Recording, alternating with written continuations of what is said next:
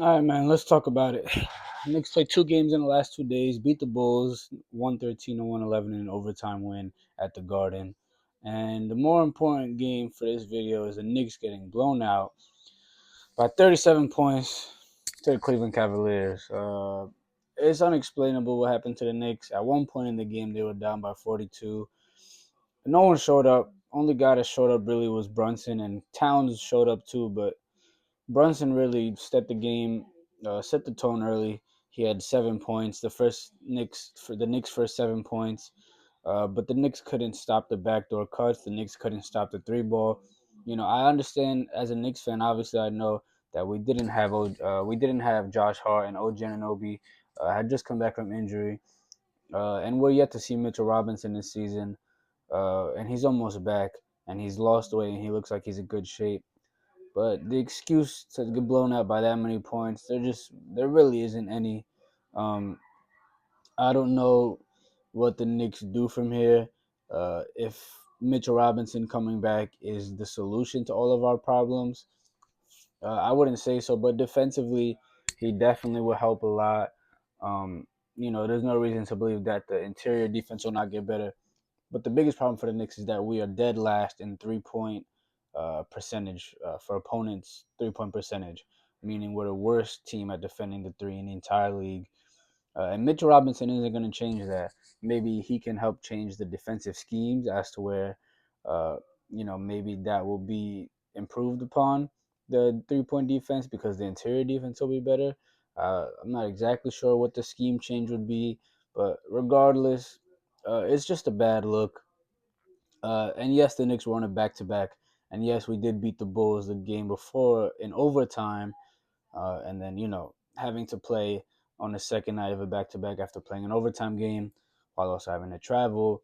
Those are factors, but it doesn't equate getting blown out by 37 points. And, the Cavs being up by 42 points at one time in the game it's just it's embarrassing, honestly. There's nothing I can really say about the Knicks that will make it anything better. Every time we've played every time we've played uh, the Thunder or the Celtics or even the Cavs, we've either just lost or gotten blown out. Uh, you know, the first game against the Thunder, we didn't get blown out. It was a close game, but we did blow a lead in that game. I believe a 13-point lead. The game we played against Cleveland early in the season, although it was very early on in the year when the Knicks were still trying to figure out some chemistry stuff because it was a new team. We lost that game by 6 points, but we also blew a lead in that game too. It's just, and then both times we played Boston, obviously, we got blown out both times. The first time was on opening night, so you could say the Knicks had a new roster, trying to figure out chemistry stuff. And Boston also did tie the record for most threes made in a game in NBA history. So there's that too. But when you get blown out again by Boston, the second time you play them, it's just worrying. Obviously, the Knicks haven't been at full strength yet the entire year, but a guy like Mitchell Robinson has been very injury prone these last 2 years. Before that, he was all right in his career in terms of injuries. He did have the 2021 season where he only played about 30 games or so and missed the playoffs, but that was because he broke his hand. So it didn't have anything to do with like his typical ankle, just lower extremity injuries with his legs and his feet and stuff that usually comes with a 7 foot big man. Um, but look, do I think the Knicks are contenders? I'm not sure. I probably would say no, because of the way he's been getting blown out. But at the same time, the playoffs are different. Just because a team kicks your ass in the regular season doesn't mean they'll beat you in a playoff series. Maybe that's me being, uh, you know, delusional. Maybe that's me having too much optimism. But I remember years ago when the Knicks played the Hawks in the playoffs, we had kicked their ass in the regular season, and they beat us in the playoff series 4-1. So the regular season isn't necessarily indicative. Also, Mitchell Robinson, as I mentioned before, has taken a long time to recover, but the Knicks have been very precautious with his recovery. I believe if they wanted to rush him back and bring him back earlier, they would have, but they made sure that he's fully ready to go. Like I said before, he lost a lot of weight. He looks very slim. He looks like he's in great shape, and losing that weight will help with his lower extremities. Will help him prevent being re-injured, as frequently as he was injured in the last 2 years. I think that he can make a big difference. If it's enough of a difference to beat the Cavs in a series or Boston in a series, I'm not exactly sure. I guess we'd have to find out and see. But look, I mean, the Cavs just got everything they wanted to.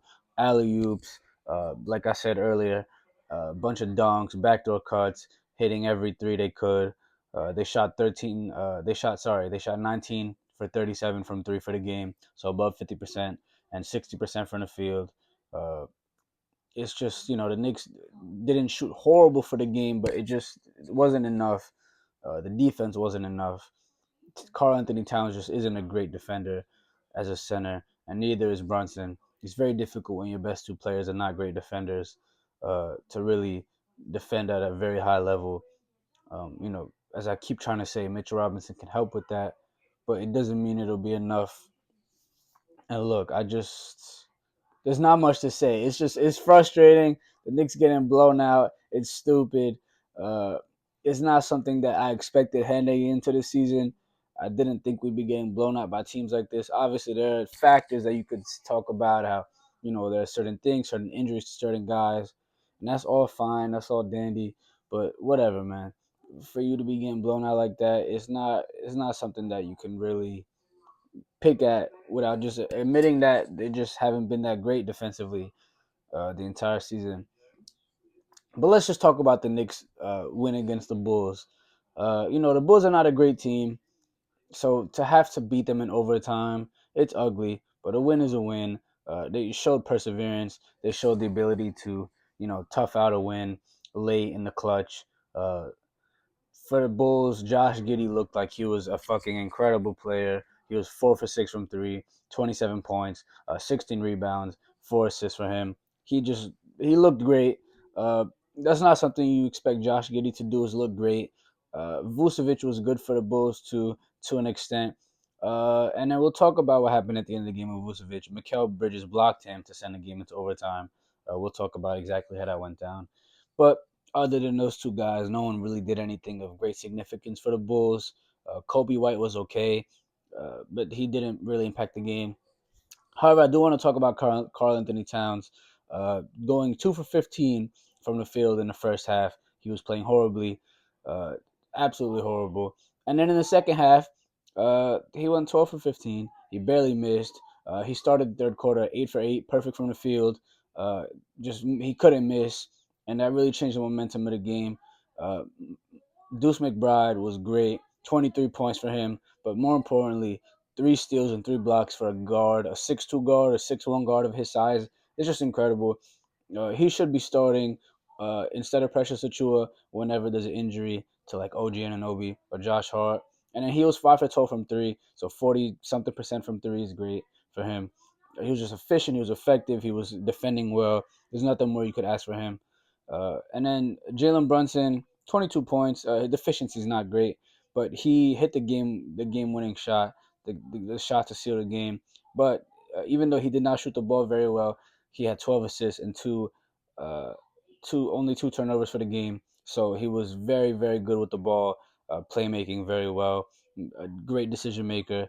And then we get down to the end of the game where the Knicks actually had like a 6 or something point lead, and the game was essentially ready to be wrapped up. I believe it was 5 points, and then yeah, they choked it away as they sometimes do. And on the last possession of the game, Mikal Bridges was able to block Nikola Vucevic, who received the ball right near the post, not near the post, right under the basket, essentially. Uh, and he was in the poster position, and all he had to do was just lay the ball in, float the ball in, and Mikal Bridges, with his very long arms, was able to block him, luckily, and that sent the game into overtime. So, yeah, he didn't shoot the ball well, but he came up when we needed him to the most. That's all you can ask for a guy of his standards, of his quality. Although we did trade a lot of picks for him, that's a completely different video. He still does come up clutch when you need him to. That's what you get a guy like him for. And yeah, I mean, the Knicks bench wasn't great, uh, as they haven't been great all year. It's unfortunate. Uh, the bench only combined for 12 points the entire game.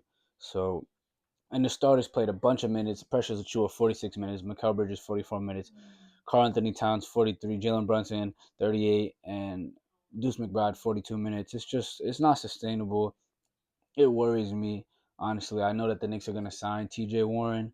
Uh, or at least they're most likely going to sign TJ Warren from the G League, who's been averaging like 25, 27 points in the G League. And if you're telling me you don't believe a guy like TJ Warren, who's been in the NBA for a long time, he's a seasoned veteran, he has more than 10 years of NBA experience. Although he hasn't been very healthy in the last few years, you can't tell me a guy like that can't give you like 8 or 9 points off the bench, which is not a lot when you think about it. But he can still give you bench scoring. He's like a 6'8", 6'9" guy. Can shoot the mid range. Is a decent 3-point shooter. But he's a shot creator, which is what we need. He doesn't need people to make plays for him. He can get to the basket when he likes to. Uh, you just have to hope that he's healthy, because ever since really the bubble when he was with the Pacers, his career has really been derailed by injuries. But he's not an old player by any means. I believe he's only 30 years old, 31 years old. I can fact check. Uh, yeah, but he's not a very old player. 31. TJ Warren being 31 years old, he's not necessarily gonna be like washed. You have to hope that he has healed properly from all his injuries. And yeah, I'm sure he's lost a step, and there's definitely a reason why NBA team hasn't signed him up until this point. But that's really what we have to hope for, because at the trade deadline we didn't do anything significant. We could have attached some second round picks to Jericho Sims' contract just to get a player of value, like how Cleveland was able to get Javante Green off the waiver wire. I said the waiver wire. Jesus, I'm over here thinking about fucking fantasy basketball. But anyway, yeah, they were able to get him off the buyout market. And Javante Green is a solid player.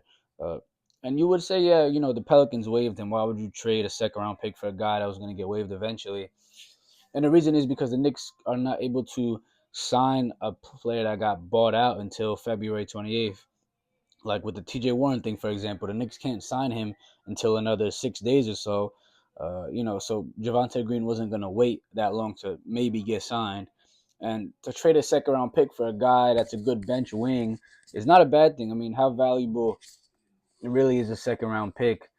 It's not like you're gonna, lose it over a second round pick. It's not the end of the world if you trade a second round pick, especially for a team as good as the Knicks are in terms of just win loss.